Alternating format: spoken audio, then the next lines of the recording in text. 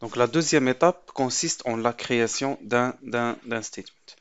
Donc la création d'un statement se fait généralement donc après avoir établi la connexion. Donc une fois la connexion avec la base de données a été créée et on a récupéré un objet connexion, on pourra maintenant créer un statement. Et statement, c'est une interface, donc si vous voulez, qui représente une instruction SQL. Donc l'instruction, c'est tout ce que on connaît sur les instructions SQL, select, insert, create et ainsi de suite.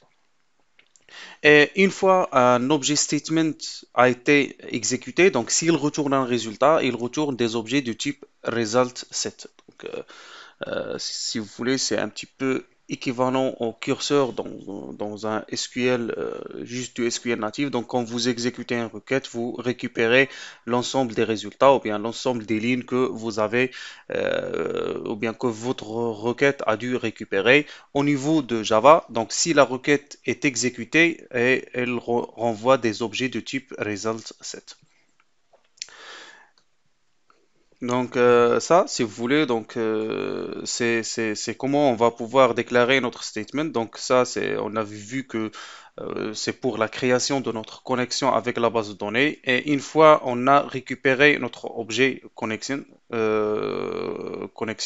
donc on va pouvoir déclarer un objet statement et par la suite créer un statement en se basant sur la connexion. Et notez bien que pour les statements, il existe trois types.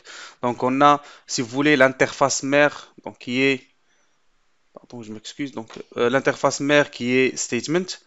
Donc, cette interface, il permet de créer des requêtes sans paramètres. Donc, des requêtes sans paramètres, genre par exemple select étoile from table ou bien select nom prénom from table where id est égal à 10 ou where n'importe quel critère que vous voulez, order by. Généralement, ce sont des requêtes dans lesquelles on n'aura pas besoin de certaines valeurs de variables ou bien de certaines valeurs qui vont être saisies par un utilisateur ou bien récupérer des valeurs.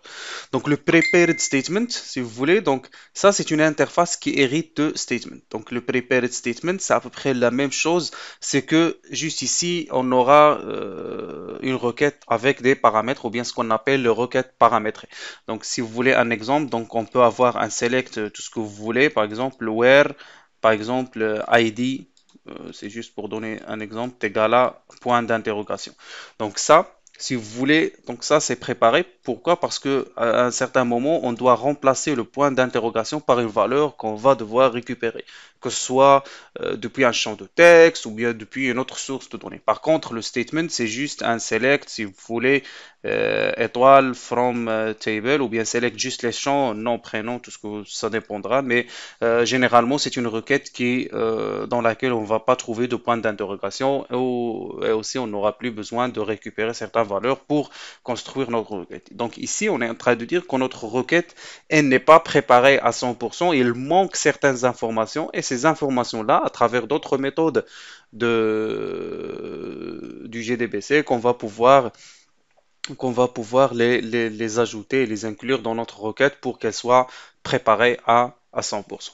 Et finalement, donc on a le callable statement. Ça, c'est une interface qui, elle aussi, hérite de prepared statement. Et celle-là, elle permet d'exécuter les procédures qui sont stockées dans votre schéma de base de données.